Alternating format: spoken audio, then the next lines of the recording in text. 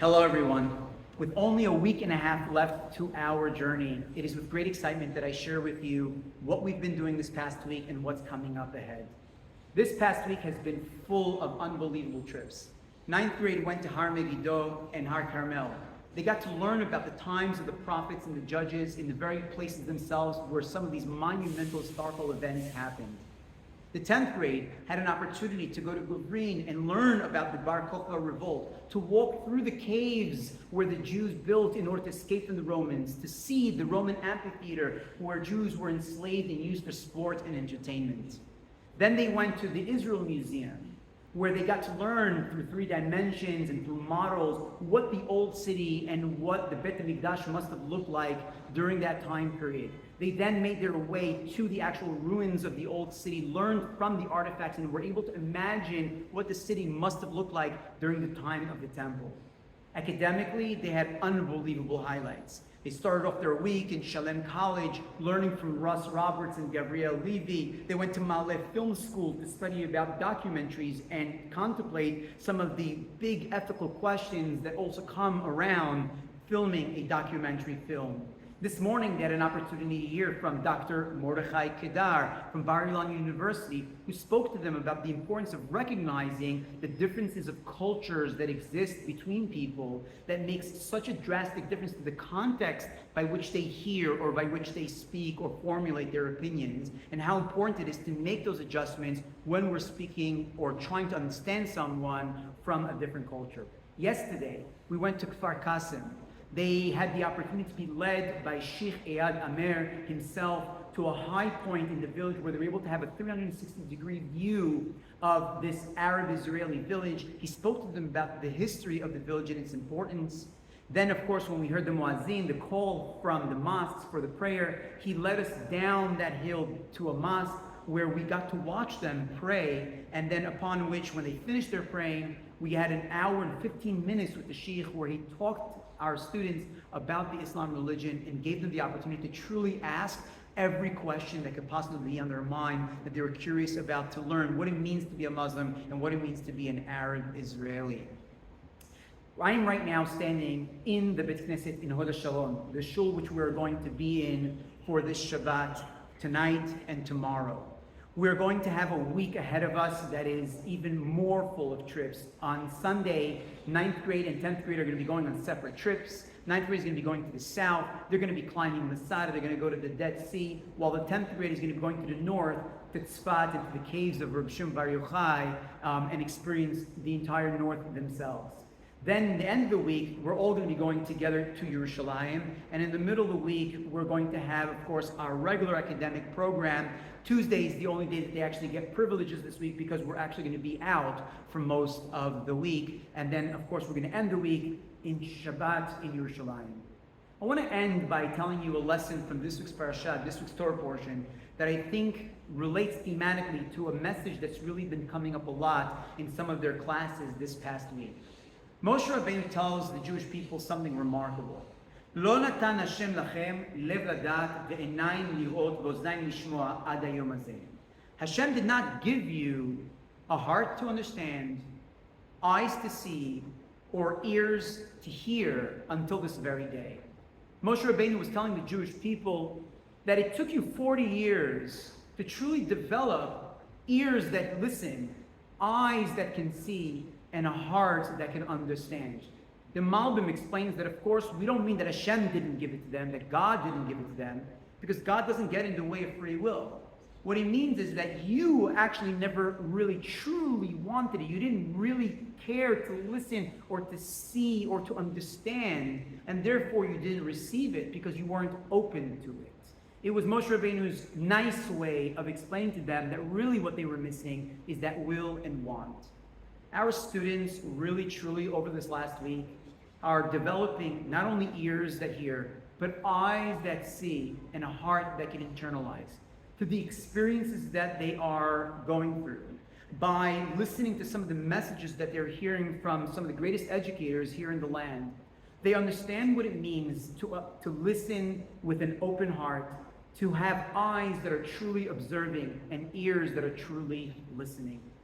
I can't wait to continue this journey with our students, to see what else they hear, what else they see, and what else they're able to internalize, and how that helps to shape them to be the leaders of tomorrow. Until next week, it's my pleasure to report to you right here from JLA Lab.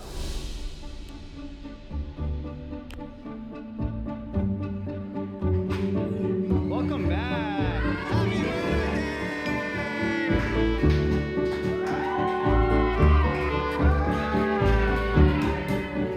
Happy birthday to you. Happy birthday to you. Happy birthday, dear Megan. Happy birthday to you.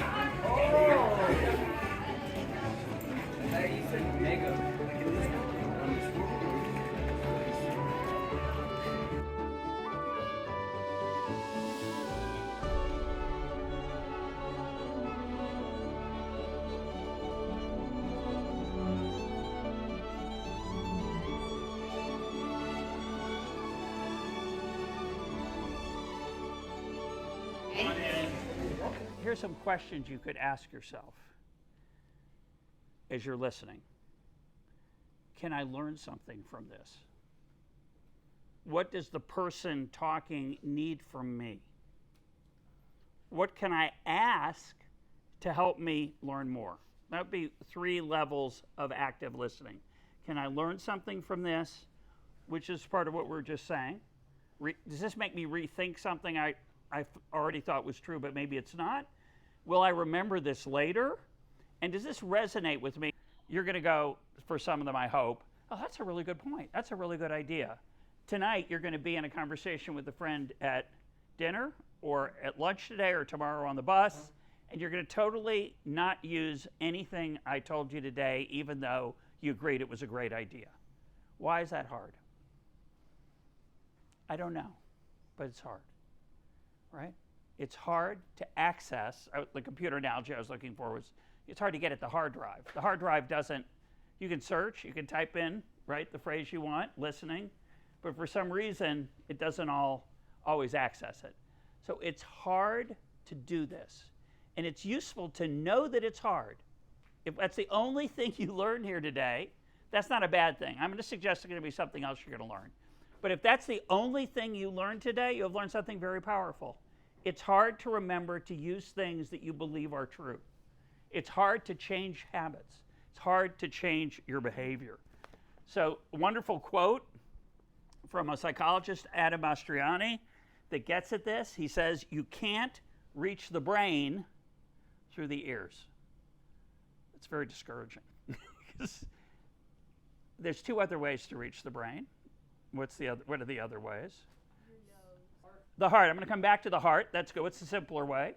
Your eyes. How do you learn through your eyes? Looking at information. You read, and what else do? You look at images. You look at the world around you, and then you tap into the heart.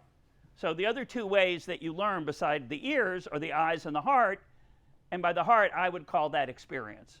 And Adam Mastriani argues in an essay, it's really hard to tell people things and have them use it. They might remember it, but if they remember it, they might not use it because it doesn't get into the heart, and therefore it isn't absorbed, and therefore tonight at dinner, you'll do exactly what you've always done in every conversation you've had for the last 6 months, and you won't apply anything I taught you today. I would argue that this skill of listening and of speaking in a certain way as well, what do we call that?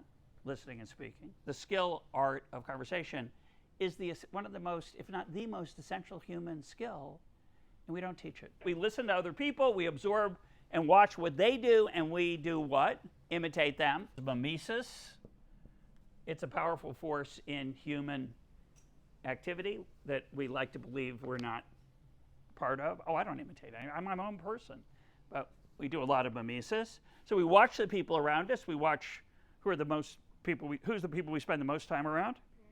Our family. So we imitate our parents. To think about the act of listening as a friend, as a skill and an art that you might devote some mental energy to at improving. Very hard to do. It's a superpower. If you can do it well, you will have the best friends and you will be very, very helpful to other people around you. Sometimes like you can hear something like the person. Sometimes what? Like you can be talking to someone and like you listen to something, but then like you don't really like understand. So you don't always understand what someone's saying. Yeah. Why not? We all understand English. By the way, when you come here, like I did, and you move here as I did 2 years ago, and you're trying to speak Hebrew, hopeless. Hopeless. I'm hopeless. Not only that, well, not only is it hard to learn a new language, there are words in English that don't exist in Hebrew. I can't translate. They can't be translated. So why is it hard? Because the first time they hear it, you don't have the perspective, and once you get another different perspective, that might completely change your idea. What's Sophia hearing when she's tapping? Just the lyrics. She's hearing the lyrics. What else? The whole song. She's got the whole orchestra going, the band. They got everything going. What are you hearing? Tap, tap, tap. Tap, tap, tap. Think about it. I've got something in my brain. I convert it into words. You take it in through your brain, and what do? You convert it into understanding your words, etc. Why is that hard to do? It's just hard to do. So I want you to remember one thing from today. I know, by the way, how long are they here in Israel? For a month. For a month. So they go back when? September 14th. September 14. On September 14, yes, I want you to ask them 5 things they remember from all the hours and hours they heard. And one of the things you're going to remember is tap, tap, tap. Okay? Now, if I had said to you, it's hard to communicate, you would have said what? Yeah. Of course it is. I get it. But tap, tap, tap is much easier to remember because you saw it, felt it, experienced it. And it is, unfortunately, a huge part of the human experience. There's 2 parts to it, by the way. They're not exactly the same. The first is it's hard to understand other people. Okay? Is there a bigger cliche than that? No. That's like so obviously true. It's hard to understand what people are saying, but it's profound. But there's a second part to it. The second part is you overestimate how easy it is for people to understand you. You assume, I told you. How could you not? Were you not listening? I told you. I'm sad, whatever it is. I need you, but you didn't hear it. Why not? You weren't listening. It didn't go in. It didn't get absorbed. You heard something different. You thought I was just showing off, etc., etc. That is the essence of the challenge of human communication.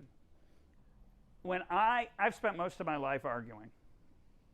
When I was younger, I was very into politics, economics, ideology, and I would argue a lot with people. And I want us to think about the difference between an argument and a conversation. When you're in an argument, what's your goal? Yeah, to win. Win. Is that part of a conversation? Absolutely not. How many times do we forget we're in a conversation and we try to win, right? Somebody just told me they were at a wedding, and at the Sheva Brachas, at the ceremony at the end of the wedding, they said the following. They said, after you die, a husband and wife, after 120 years, ideally, they go up to heaven and God says, he reviews all the arguments you had as a married couple, and he tells you who was right. And whoever gets the most wins the marriage. A couple people don't like that argument. He said, and if you don't believe that, do you believe that? No. I don't. If you don't believe that, don't act as if it's true. Like if you're not careful, you go into marriage, you go into friendship, you go into life thinking, I need to win more arguments than I lose. And that's the wrong attitude. You shouldn't keep score with your friends, with your spouse, with your family. So if I had to sum up the lesson today, it's tempting to say it's listen respectfully, right? That's part of one way to summarize what I've tried to teach you. But listening respectfully means not interrupting, paying attention, showing empathy. It's not enough. What's missing from that? Yeah, maybe that's something I can learn. What can I learn here? Let me give you two perspectives on conversation as you get older. How many people here, I'm not going to ask you, but some of you have probably successful parents, right? And it's a natural thing to think about that you want to be successful, right? It's a good thing. And if you're not careful, your definition of success will be every time, what's in it for me? What can I get out of this, right? How can this make money for me? How can this get me a better job? How can this get me a better friend? How can this get me, et cetera, et cetera?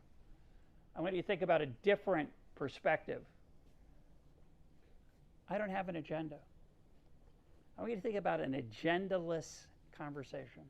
Lest the union between men of goodwill, which I desire to see be brought about only in a vague and abstract mode, I wish to insist here precisely on the particular roots open to Jewish monotheism.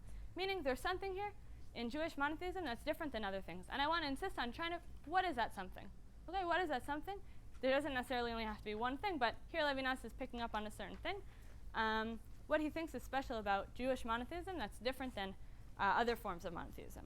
Great. They respect each other even though they don't necessarily agree. Excellent.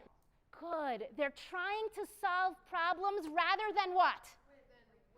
Win. Excellent. Excellent, everybody. Well done. That's 2 out of the 4. Yes. To find the truth. Right. Very good. I think that excellent. They're not. Yes. Go ahead. For the sake of God. Good. I think all of these are similar. Yeah. Sometimes they say we agree to disagree. Right? Yeah, go ahead. Excellent. Because their goal was to find truth, right? So here you have, in different words, but a lot of what you're all saying just summed up in these 4 pillars. Kol hakavod to all of you, debating the issues without attacking people and harming relationships. The issue is what we care about because we're ultimately aiming to find truth. Check your motivation, trying to win or solve problems. Listen to the other side. That's the respect element that some of you mentioned. Be open to admitting you might be wrong. And consider you might both be right despite holding opposite positions. Well done, everybody.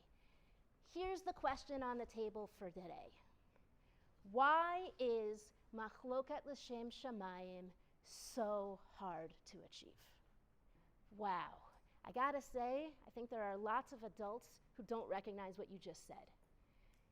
Debates are not just about the issues at hand. What's involved in debate often? Feelings, emotions. Yeah. And why does that yelling happen? Often because emotions are involved. And we are about to take a careful look and learn some social psychology from a scientist named Jonathan Haidt who talks about exactly this. Okay, the role of emotions in machloket. So we're going to learn today about moral foundation theory. What is the relationship between the elephant and the rider? Yeah, especially if it's a conversation about something that you really what? Care about. Right? You really care about something? That elephant is activated, and that's natural, that's human. That's human. But then it raises the question, if my elephant is activated when we're talking about a topic that really matters to me, and your elephant is activated when you're talking about a really important topic, how is it that we are ever actually going to engage in productive conversation where we listen to one another? What I want to try to talk about today are there ways where we can try to help ourselves find a way to engage productively on issues that really, really matter to us? Ethan says it's not possible. I want to say that in certain situations, maybe Ethan's right. Maybe certain things are too hard, too activated, too in that moment. And we have to make choices. But there are also skills we can try to integrate. Am I correct in hearing and understanding that you had a session earlier this morning about listening? And active listening? Okay, maybe some of those skills can be involved as well. 1 to 2 things that get your elephant riled up. This leaves us, since we all have elephants, right? Since we all have elephants, and we understand that the elephant sometimes often in emotional scenarios about things we care about, overrides a rider, part of the question here is, what do we do? Between stimulus and response, there is a space. In that space is our power to choose our response. In our response lies our growth and freedom. Here's what Frankel means. Is there a way that I can respond instead of react? Respond would mean I get my rider involved so that my elephant is not blindly leading me. Yeah. Wow. A quick pause before you respond is huge. There is so much scientific research that talks about the benefits of pausing. Once your rider has determined that you can engage, how can you engage productively about issues that you care a lot about? Haidt says, well, one of the things you can do is try to understand why the other person believes what they believe. Let's connect this back, as Julia was already starting to do for us. Let's connect this back to machloket. Using these moral foundations, we're going to discuss them a lot more. Often people have a scenario in life that happens for all of us where we have values that are competing with each other. Joel might feel really torn up about this because everybody has multiple core values. Let me ask you a question. If Joel chooses option A and reports his friend to the dean of the medical school, which of the moral foundations is Joel prioritizing? Take a look at page 11. Fairness. Excellent, everybody. Okay, I like that idea. Option B, Joel does not mention his friends cheating to everyone. Please hold up the number finger that relates to if Joel chooses option B, which of the moral foundations is Joel prioritizing? Take a look in your booklet. I want to see the hands. 1, 2, 3, what do you got here? If Joel picks option A, does that mean that Joel does not have loyalty? If he picks option B, does that mean Joel does not care about fairness? No. Because these values are in tension. And Joel is going to have to figure out how he prioritizes. Thank you so much, everybody. We're going to come back to this tomorrow, okay? Thanks so much. Come back to tomorrow.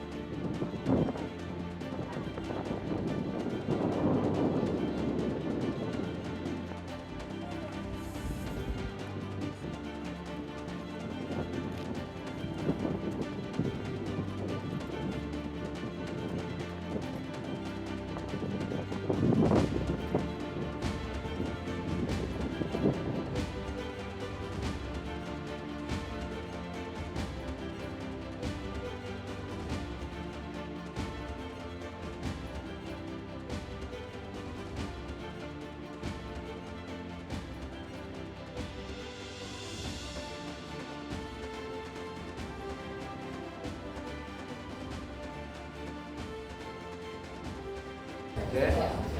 Fail. Nice. This. fins. Yeah, swords and fins. Yeah. And what is this? The leash. Where we put the leash? On where? Ankle. Can't hear you. Ankle. Yeah. Jump. You get your leg, strong leg going to be behind, and you other leg going to be air. Okay, that's it. You see? When I tell you up, you go up. You see? Yeah, you're 30. There are 30 of you, and we're gonna be 15 and then 15.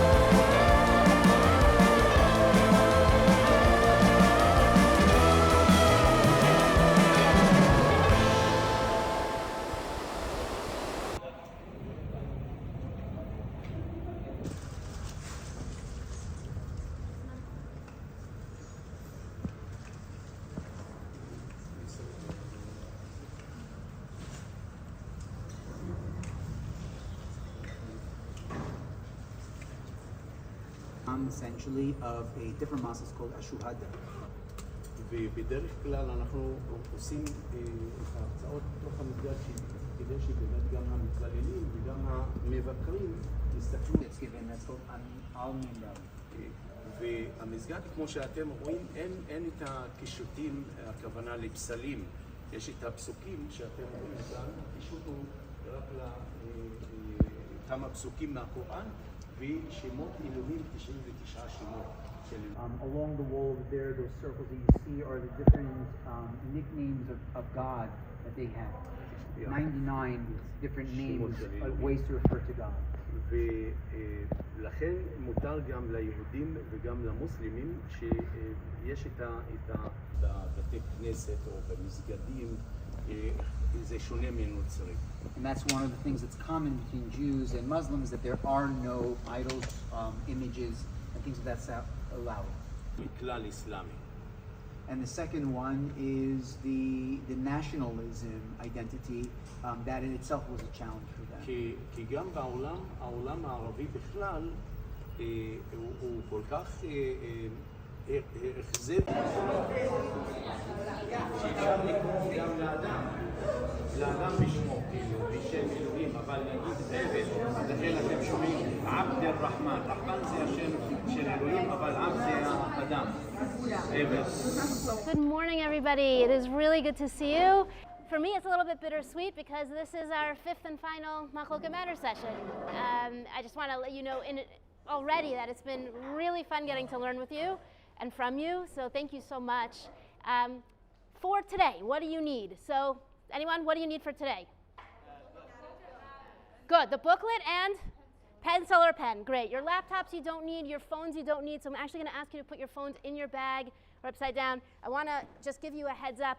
My phone is on Do Not Disturb, but my watch is broken and that clock is not working, so I'm using my phone to tell time. But same as you, my phone is only for time purposes, not for anything else. My phone is off, okay? So I apologize. One thing you learned about yourself by considering the prioritization of your own moral foundations, right? That was that activity with all those different values on the different Post-its. Today we're about to take all these lessons that you've just described in all of the Machloket Matters vocabulary, and we're going to try to apply it in a few really interesting ways in a session called the Sanhedrin Way. The first, let's say 15, maybe 20 minutes, right now we're going to work through some very, very short texts from Tractate Sanhedrin. We'll learn about what the Sanhedrin is. And then you are going to break out into groups and you are going to work on a case that comes before the Sanhedrin, the High Court. So let's first talk about what the Sanhedrin was. If all of you, or all 71 members of the Sanhedrin, believe someone is guilty, they automatically, what does it mean, acquitted? They go free. They go free. 71 people believe this person is guilty, and then that sets this person free. How does that make any sense? How does that make any sense? Yeah, we're adding to our Machloket L'Shem Shemayim understanding. And now, instead of being ninth graders at JLA sitting in Hod HaSharon, you are officially members of the Sanhedrin. Find each other in your groups and get going.